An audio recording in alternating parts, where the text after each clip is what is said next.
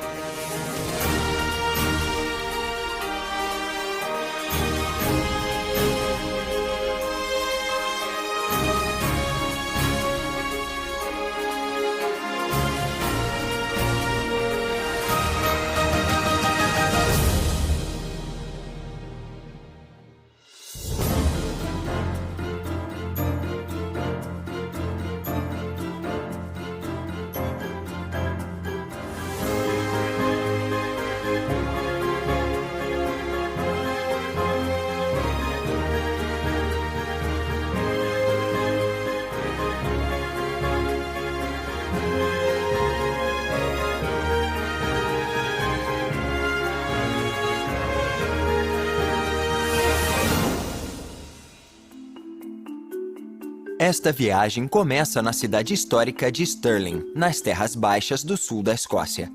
Depois, segue para a cidade universitária de St. Andrews e seu famoso campo de golfe. Ao longo da bela faixa litorânea com seus penhascos vermelhos, fica o poderoso castelo de Dunnottar, do século X.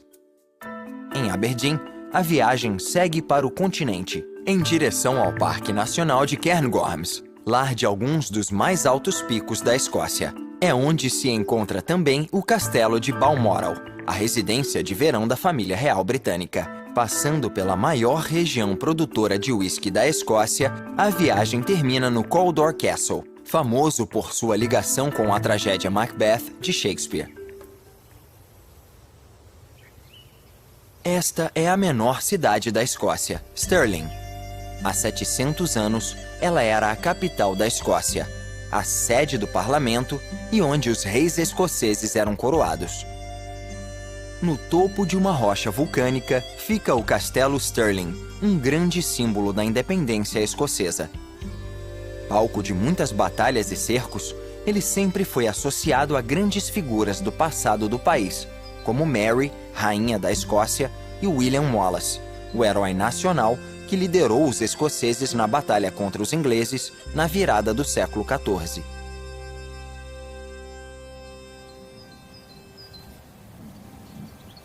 A turbulenta história da Escócia deixou uma marca permanente na paisagem, na forma de muitos castelos espalhados pelas terras baixas. Vários deles foram reformados e reconstruídos no decorrer dos séculos para virar residências grandiosas com jardins esplêndidos.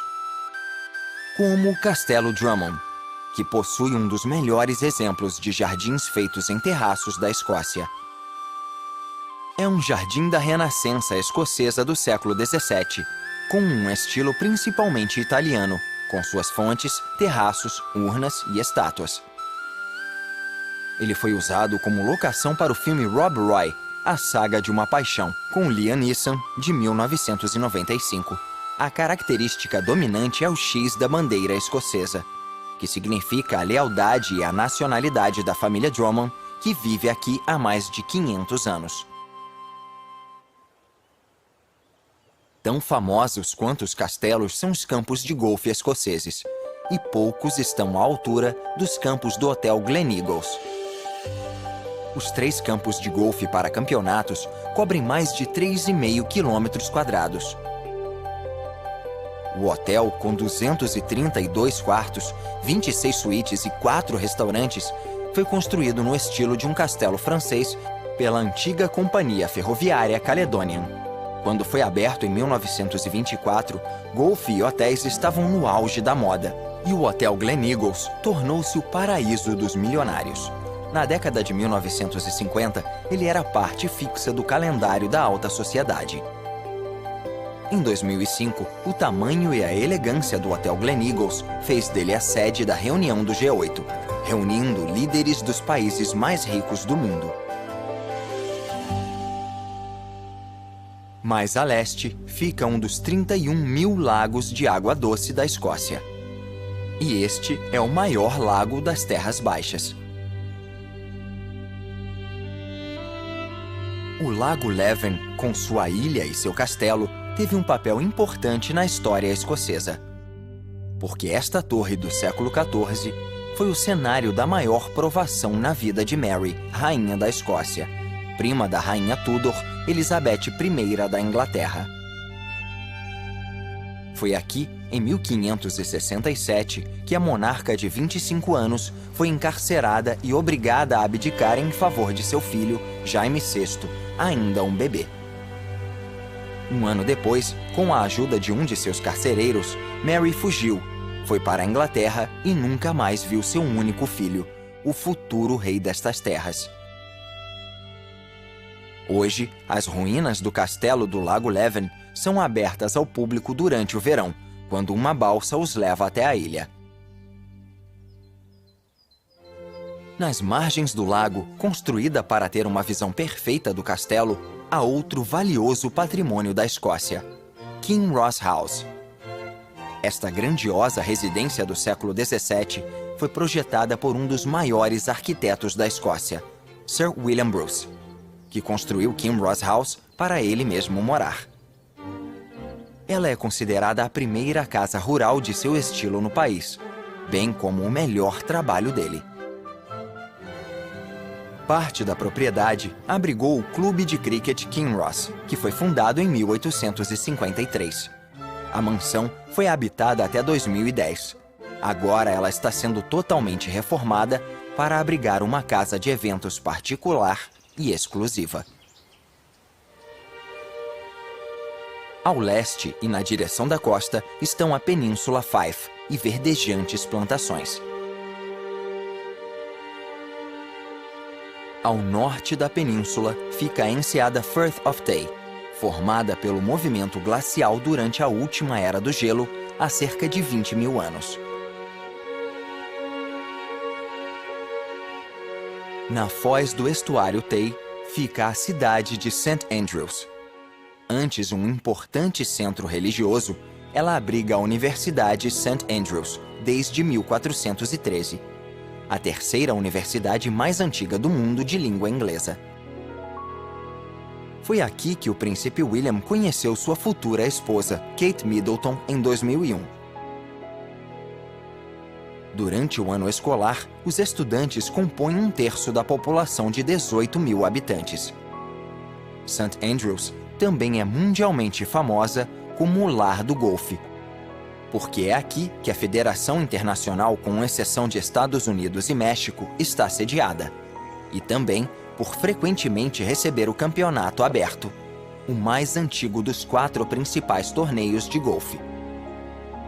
Os 7 campos de golfe públicos estão entre os melhores do mundo, e o mais antigo deles, apropriadamente chamado de Velho Campo, data do século XV.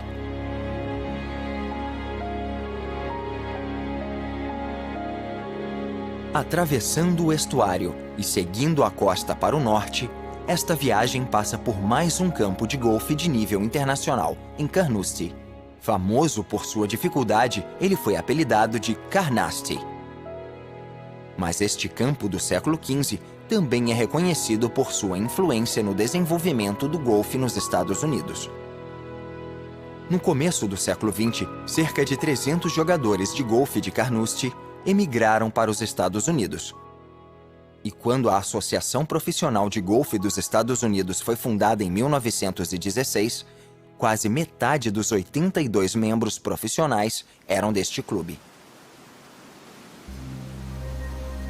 Esta costa leste da Escócia tem vista para o Mar do Norte, que sempre foi importante para a indústria pesqueira e para a economia do país. A cidade costeira de Arbroath chegou a ser um dos maiores portos pesqueiros ao longo desta faixa. Seu auge foi entre 1900 e 1980, quando cerca de 40 embarcações operavam a partir deste porto. Mas décadas de pesca predatória resultaram em cotas rígidas que acabaram dizimando a indústria por toda a Escócia. Mas aqui em Arbroath, com uma população de mais de 20 mil pessoas, o setor de processamento de peixes continua sendo um dos maiores empregadores, com pescados chegando até da Islândia e da Noruega. Um punhado de barcos pesqueiros ainda trabalha no porto de Arbroath. Com o declínio de peixes nestas águas, lagostas e lagostins tornaram-se uma opção mais viável. E barcos pesqueiros lançando cordas com cestos contendo iscas agora são uma visão frequente nestas águas costeiras.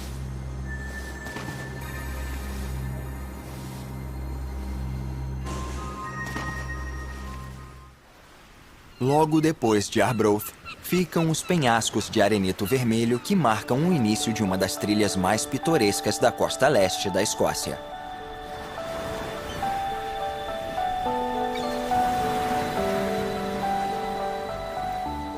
Milhares de anos de erosão criaram incríveis formações rochosas com nomes evocativos, como Buraco da Agulha e Cabeça do Diabo.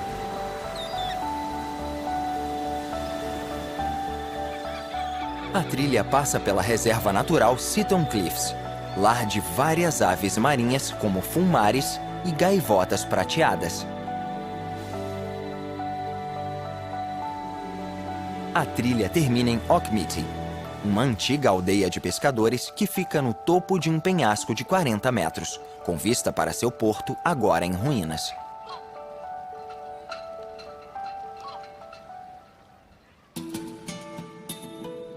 Estas terras têm sido cultivadas desde o século XIII e hoje possuem um dos solos mais férteis da Escócia. Com a reputação de produzir colheitas de alta qualidade, como de batatas e cereais, este cinturão costeiro no leste forma a principal zona agrícola do país.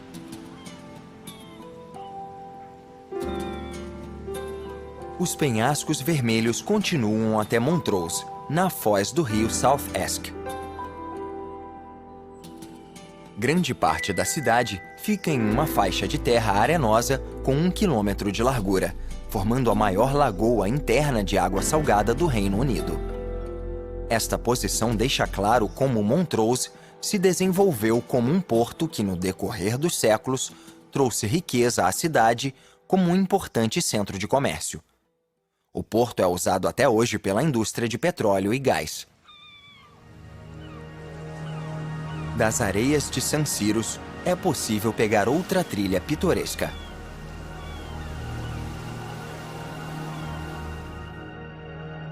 Este caminho costeiro em Aberdeenshire passa por praias, penhascos, faróis e enseadas.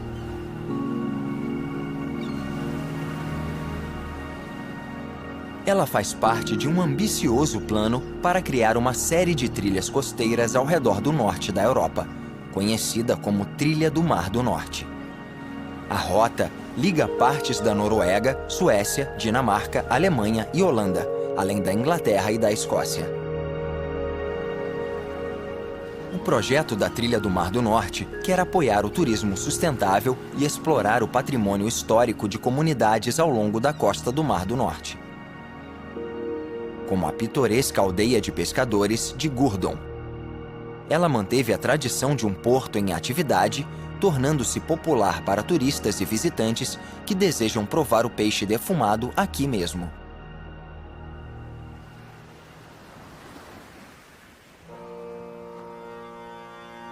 Uma das vistas mais impressionantes ao longo da trilha é o Castelo de Dunnottar. Um impressionante castelo na rocha, cercado por 3 lados pelo Mar do Norte, e acessível apenas por uma estreita faixa de rocha.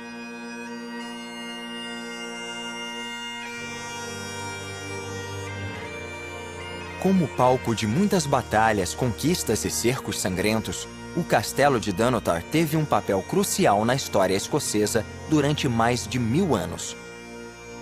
No século X, aconteceu em Dunnottar uma das batalhas mais importantes da Idade das Trevas, considerada como a primeira grande batalha entre escoceses e ingleses.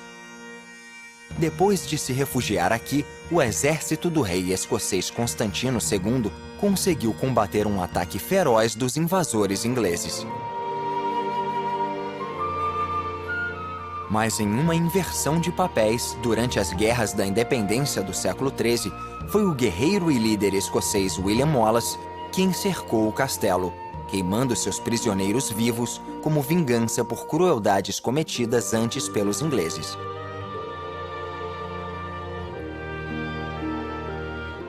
Algumas centenas de anos mais tarde, no século XVII, a fortaleza foi devastada por 8 meses de tiros de canhão, quando o exército revolucionário de Oliver Cromwell tentou roubar as joias da coroa escocesa. Embora as joias tenham permanecido com os escoceses, Dunnottar nunca se recuperou dos danos. Ele permaneceu abandonado até 1925, quando a primeira viscondessa Cowdray iniciou sua restauração. O castelo ainda é de propriedade particular, mas está aberto ao público.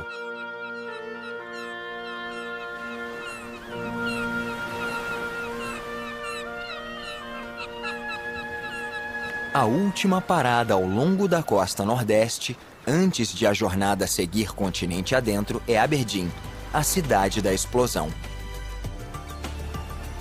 Embora Aberdeen sempre tenha sido economicamente importante, foi a descoberta de petróleo no Mar do Norte, na década de 1970, que mudou a sorte desta cidade. Aberdeen tornou-se o centro da indústria petrolífera do Mar do Norte e uma grande fornecedora de suprimentos para plataformas de petróleo a 160 quilômetros da costa. A explosão da indústria petrolífera gerou empregos e financiou a construção de moradias, escritórios e novas escolas por toda a cidade. A renda do porto de Aberdeen aumentou 15 vezes nas décadas de 1970 e 1980. O principal porto de Aberdeen foi constantemente melhorado, ampliado e modernizado para acomodar as indústrias de apoio para a produção de produtos químicos e maquinários.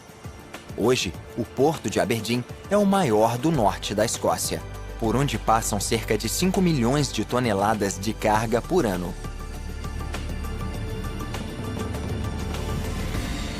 Indo para oeste pelas terras baixas de Aberdeenshire, no meio de 1 quilômetro quadrado de jardins artísticos, encontra-se uma das mais grandiosas casas em estilo baronial da Escócia, o Castelo Fraser. Datado de 1575, ele foi construído como uma fortaleza. Mas com os séculos, o castelo passou de uma simples estrutura defensiva para uma residência nobre, confortável e famosa. Reconstruída em estilo clássico com torres, balaustradas e gabletes. Ele foi o lar de gerações da família Fraser, até que foi doado ao Patrimônio Nacional da Escócia em 1976. Agora, ele está aberto o ano todo aos visitantes, que são atraídos não só pelo seu esplendor, mas também por sua fama de ser um dos castelos mais assombrados da Escócia.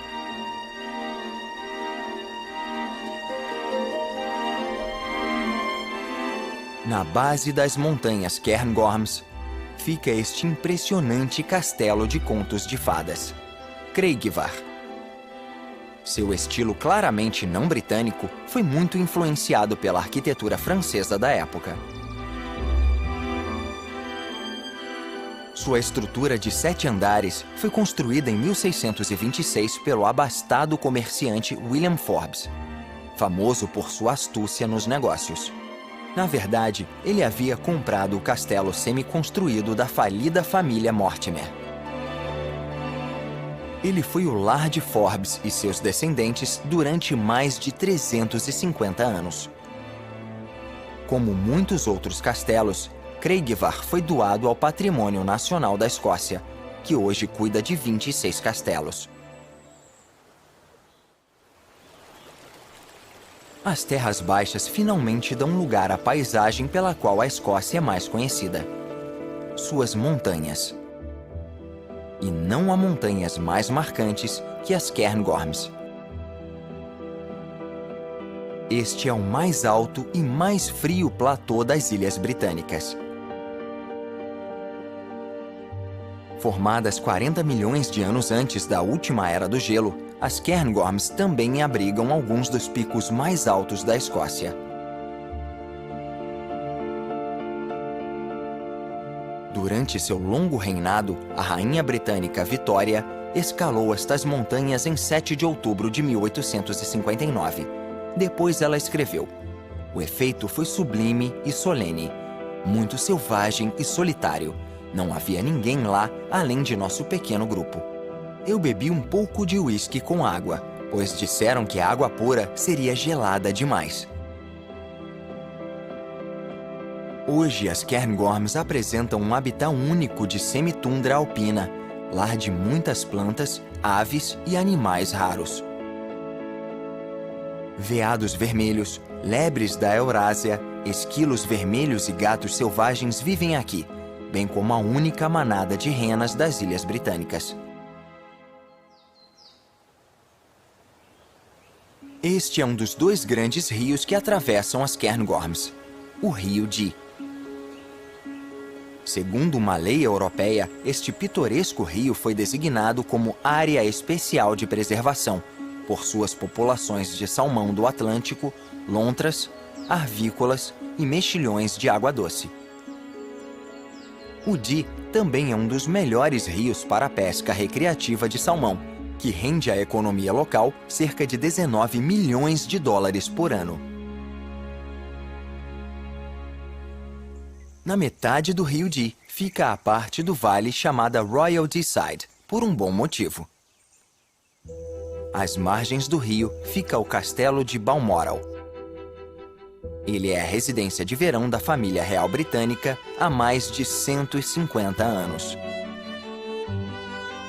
O castelo original que havia aqui foi comprado em 1852 pela Rainha Vitória. Considerado pequeno demais, ele foi demolido e reconstruído com tamanho e projeto aprovados pelo marido dela, o príncipe Alberto. No verão de 1997, a rainha Elizabeth II estava hospedada aqui no Balmoral quando foi informada da morte de Diana, a princesa de Gales.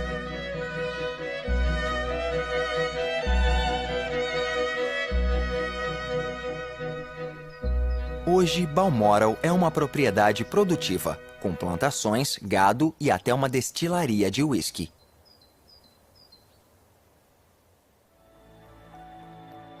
O uísque é praticamente sinônimo de Escócia. E logo ao norte do Parque Nacional Cairngorms fica Speyside, a famosa região produtora de uísque.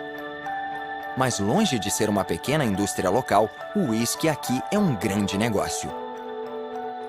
Ele tem um papel crucial na economia escocesa, contribuindo com bilhões de dólares para a renda nacional.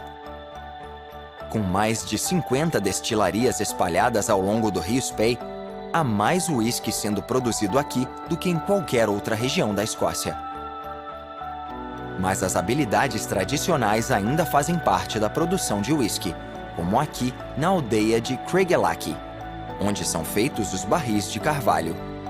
A bebida dessas destilarias será armazenada nestes barris por um mínimo de 3 anos, durante os quais o uísque ganhará boa parte de sua cor e sabor. A tanoaria, como é chamada, produz, monta ou conserta mais de 100 mil barris por ano. Talvez a mais famosa das destilarias seja a Glenfiddich, um dos uísques mais vendidos do mundo. Os uísques de Speyside são famosos por seu caráter doce e aromático, que em parte é resultado da água usada das nascentes e riachos ao redor do rio.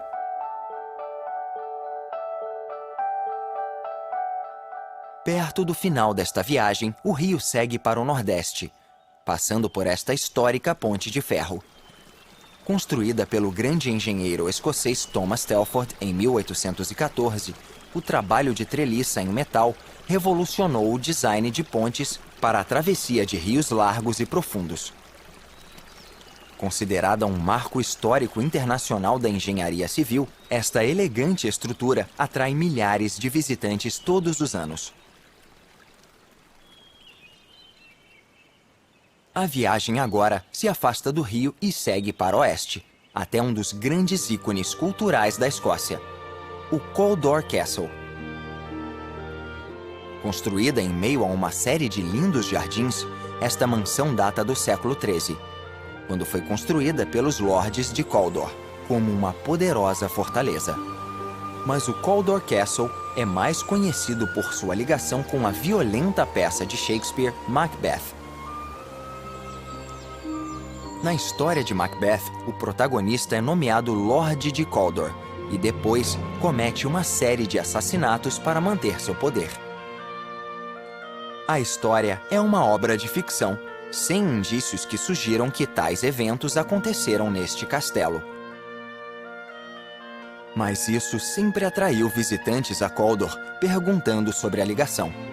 A explicação mais famosa foi dada pelo 5º Conde de Cawdor, que supostamente disse: "Eu gostaria que o bardo jamais tivesse escrito essa maldita peça." É uma história curiosa e um belo lugar para encerrar esta jornada.